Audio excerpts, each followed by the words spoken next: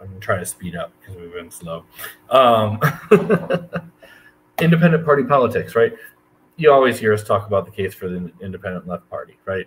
Part of that is self-promotion. It's our group ebook, right? It's Howie's ebook, but it's short, it's digestible.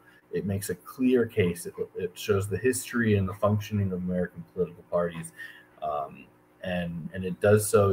The whole book in total is 30 pages, and I don't think there's probably a section that's more than 2, right? So it's very easy to digest. Also related to, the Green Party, independent politics, the Green Party strategy debate. It's an older book. It's available on Haymarket. Mm-hmm. But it's got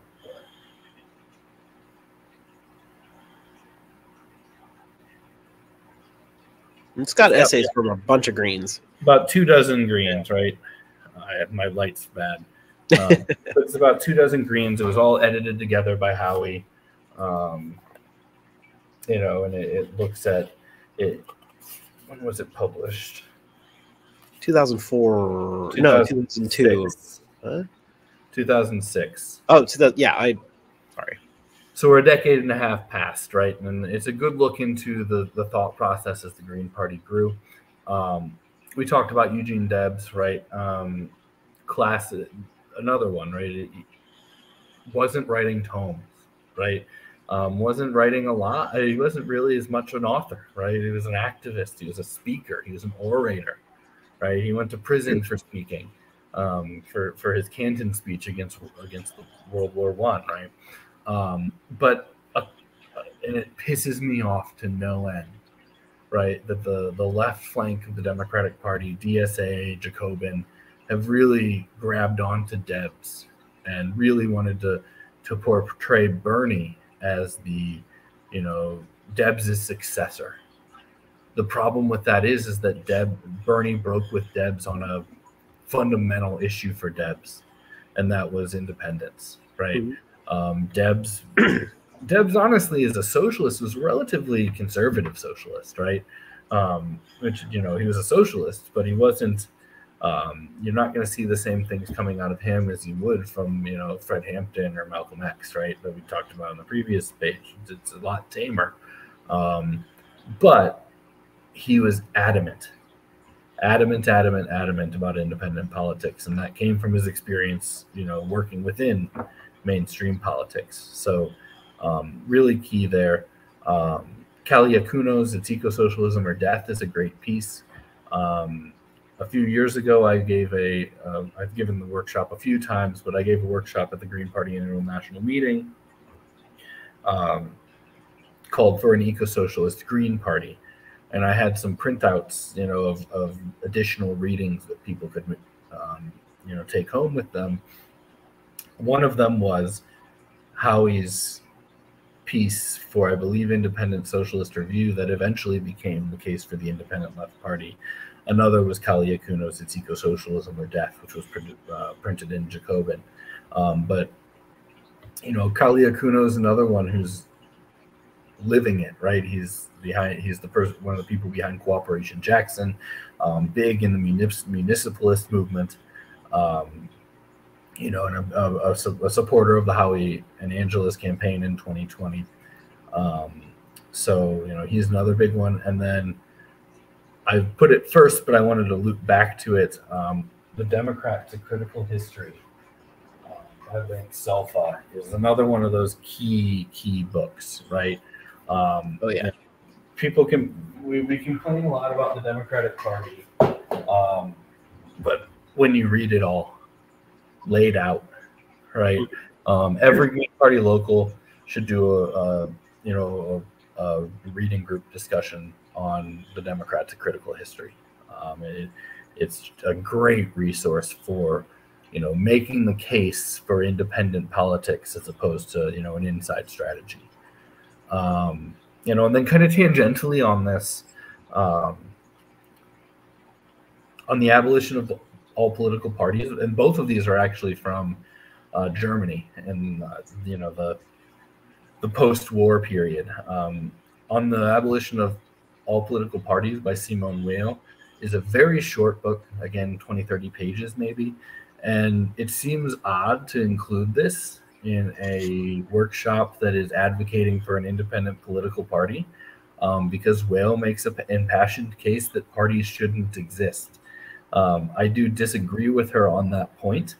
I think parties are key to, longevity and pushing, carrying through gains. But that said, I think her points on what a political party is and what its goals are and how it functions are incredibly important, right? It's important that we read things that are critical of what we're doing. It's important that we read things that, provide analysis of what we're doing. And in this case, it's important for us to read something and kind of process the idea that a political party is fundamentally authoritarian, right? Because it's trying to push a platform, right, that has been written by a minority of the population. And it may be a popular platform, right? It may have popular support, but it's not democratic. Even if it's democratic within the party, it's not democratic within broader society. So it's a really important piece. It's short, like I said, it's short, but it gets into, the realities of what we're doing when we form a party. And it's always good to keep those kind of things in the back of your mind. And then the other one Garrett added, and that's Petra Kelly and early Greens on being the anti-party party. Do you want to? Yeah, Petra Kelly, for folks that don't know, is one of the original, founding members of the German Green Party and the European Green Party. And so, Petra was and she was a spokesperson for the party essentially for a really long time. And there's a few books. Chris had shown one. She has a number of really great essays on what it means to have a feminist politics, what it means to be a party of peace and nonviolence. A lot of those ideas were actually taking, kind of expanding on Martin Luther King's ideas. Actually, they were very well influenced by the civil rights movement. So you could see that influence in how they're trying to expand that into what does it mean to be an independent political party that pushes for civil rights and feminism and peace and all of these ideas. So highly recommend that you read Petra Kelly's essays on green politics. In particular, on this point, Petra Kelly had made a big point about the Green Party being an anti-party party, that we're trying to create this grassroots democracy in which, like Chris is saying, parties are in some sense inherently authoritarian because we're trying to push this platform onto society. And so there was this critique from Petra Kelly and others about we don't really want to push it on society. We want to help liberate society. We want to make sure that people are making their own decisions, and hopefully they'll come to conclusions similar to ours and we can cooperate and work together, right? But we're not pushing it on people, so we don't necessarily want to be this political party that's kind of forcing our will on things. And what was interesting about that objection was this came in the early German Green Party. And the German Green Party was actually one of the more successful ones very early on that gained a number of Greens into the German, what would you call it, national parliament. I forget what they call it. I can't say it. Bundestag or something. So it's something like that. But their national Congress, essentially, right? They got a bunch of Greens elected to that, and on a very initially very radical, eco-socialist sort of platform. There were socialists and communists and all at the founding of the German Green Party. It was a very radical party, but once they got into power, they immediately started making concessions to the capitalist parties because they felt like, well, I have to have something to show the constituents so I can get reelected next time and all. And they started this track toward more, centrist sort of moderate behavior that we see until today. The German Green Party today is much closer to our Democratic Party. They're much closer to sort of a neoliberal party, and they support more of a social democracy, more like you see in Europe. Much better than you see in the U.S. But still, they're fundamentally much more capitalist leaning. And that was an early critique by Petra Kelly and the others, that if you hold too much to being this political party that operates within this this electoral system and all, it can kind of backfire and you end up becoming kind of the thing that you're fighting against. So it's very important to keep this in mind that you're not trying to be a party within this system. You're trying to organize for something new. And in that sense, you're an anti-party party. You're not trying to be the next major party in this system. You're trying to be a party or an organization within a new type of democracy. You know, maybe you call it multi-party system, whatever it is, but, you know, a new type of democracy thing that's more accountable to the people, that's participatory, grassroots, all this stuff. So, you know, Petrocelli's writings and speeches are really good on that. Yeah, there's a popular saying by her, and it's not left, not right, but forward. Yeah. It's traditionally abused by liberal Greens in the United States, who misrepresent it to, you know, to be meaning that the Green Party isn't a left party. We're not socialist, right? And so that's how it's presented here, out of context, right? If you read the context, if you read the, you know, the words around that saying, what you find is that Kelly was largely saying we're not a campist organization. We're not aligning ourselves with the capitalist class of the West. We're not aligning ourselves with, you know, the Soviet, you know, top left manifestations of socialist projects, you know, that are kind of the counter at the time that this that the German Greens were rising and Petrocelli was writing, right? We're something else, right? And if you read the context around it, we're bottom left, right?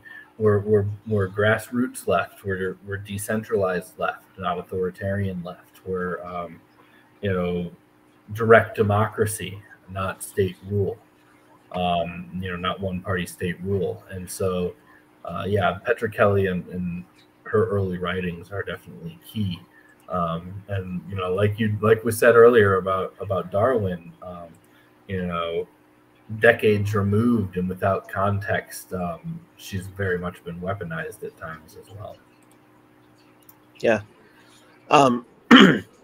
Yeah, I guess we should go on, but I was going to kind of throw in real fast that kind of one takeaway from that Democrats' critical history book for me is that when you see in the entire history of the Democratic Party how many progressive and socialist movements have been co-opted and taken in and destroyed by the Democratic Party, this isn't a recent thing. This is like the Democratic Party was almost in a sense founded to do this, right?